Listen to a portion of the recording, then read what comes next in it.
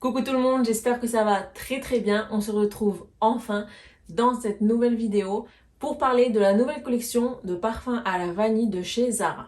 Alors premièrement, je tenais à mettre un petit décor d'automne parce que l'automne c'est ma saison préférée et octobre c'est mon mois préféré.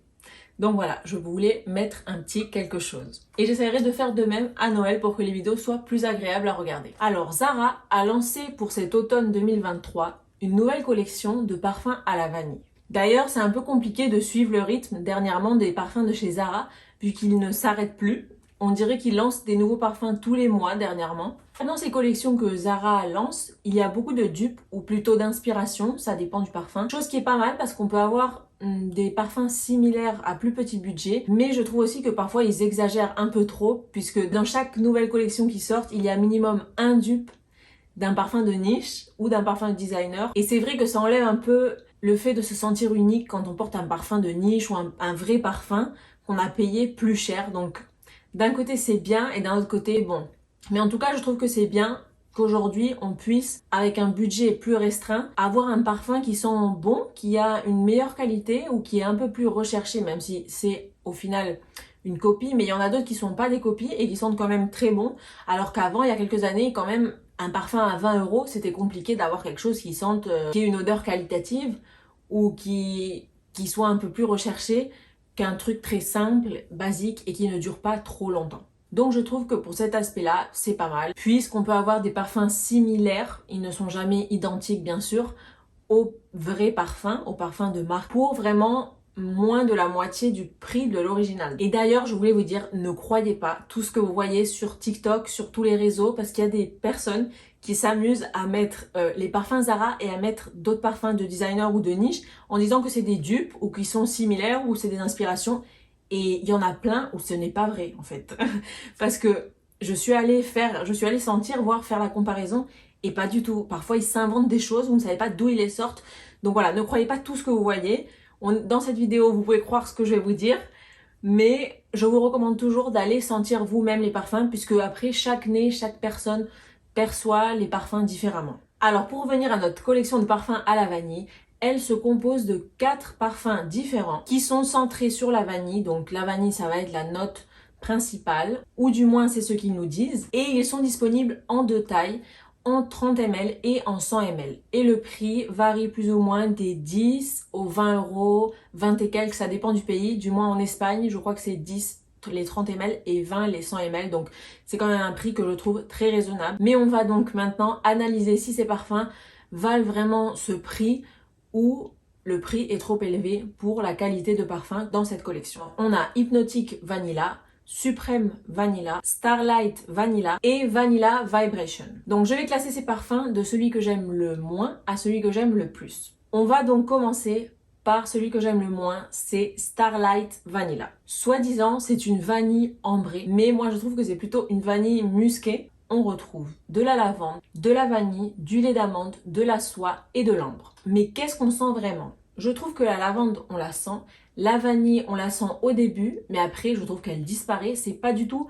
Je trouve que dans ce parfum, justement, la vanille n'est pas centrale. Ce n'est pas le centre du parfum. Pour moi, le centre du parfum, c'est un parfum qui sent le propre et qui est un peu poudré, musqué, mais qui est quand même fort. Quand même, il se sent...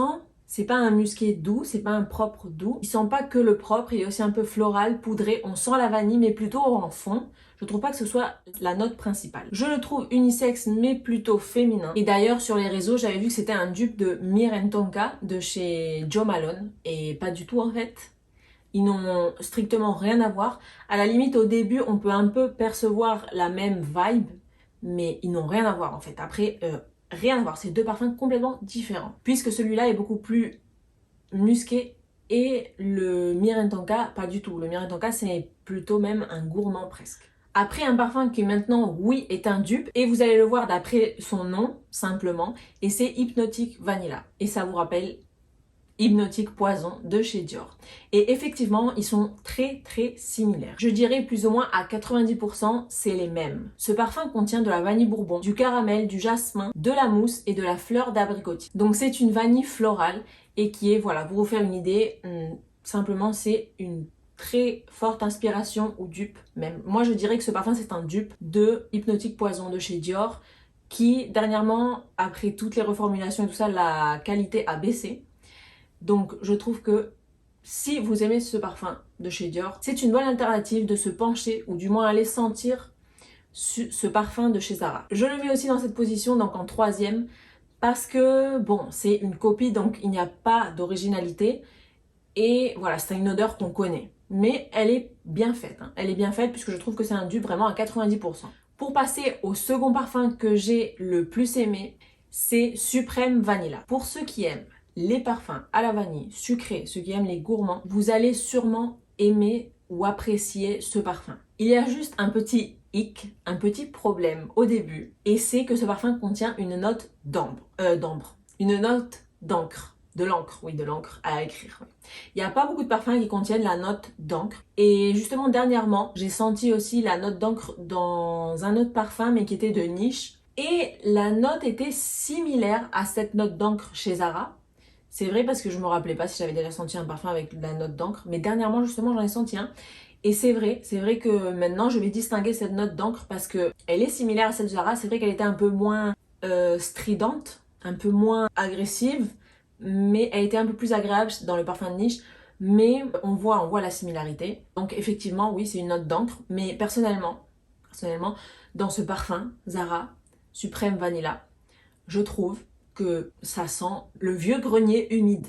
Cette note d'encre me rappelle un vieux grenier humide qui sent le renfermé. C'est le problème de ce parfum parce que sinon je l'aurais acheté. Mais je ne l'ai pas acheté à cause de cette note. Est-ce que finalement je l'achèterai peut-être en 30 ml? On va voir parce que j'aime beaucoup le dry down. Donc au bout de 30 minutes à 1 heure, c'est une vanille super gourmande. Dans Suprême Vanilla, on retrouve de la vanille, de l'encre, du sucre, de la fève tonka et du bois de cèdre. Donc c'est une vanille très sucrée, une vanille gourmande, super réconfortante, cosy. Je trouve que c'est une vanille parfaite pour mettre en hiver, quand les températures vont rafraîchir parce que pour l'instant, ici en Espagne, il fait presque 30 degrés encore en octobre. La bonne nouvelle, c'est que cette note d'encre passe, elle s'en va. Au bout de 30 minutes, on la sent beaucoup moins et au bout d'1 heure, on la sent presque plus. On reste plutôt avec une vanille fumée, avec une petite touche spéciale. On ne se retrouve pas avec cette vanille juste sucrée et basta. Il y a aussi une note d'encre, une note un peu fumée qui reste dans le fond, mais on sent principalement une vanille sucrée gourmande. Donc une vanille sucrée et crémeuse avec une touche d'encre et de fumée. Je vous recommande de ne pas l'acheter à l'aveugle, d'aller la tester parce qu'il faut vraiment voir cette note d'encre, comment elle évolue sur vous. Et en première position, j'ai mis Vanilla Vibration.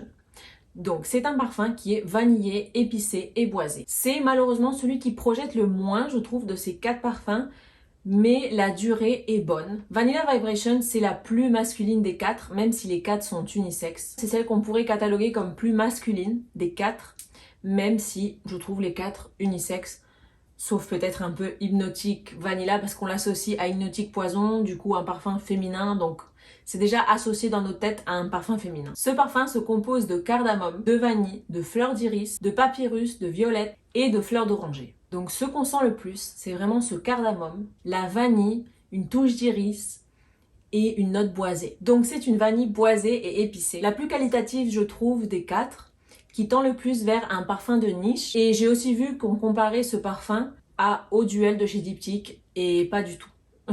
Ça n'a rien à voir, donc non.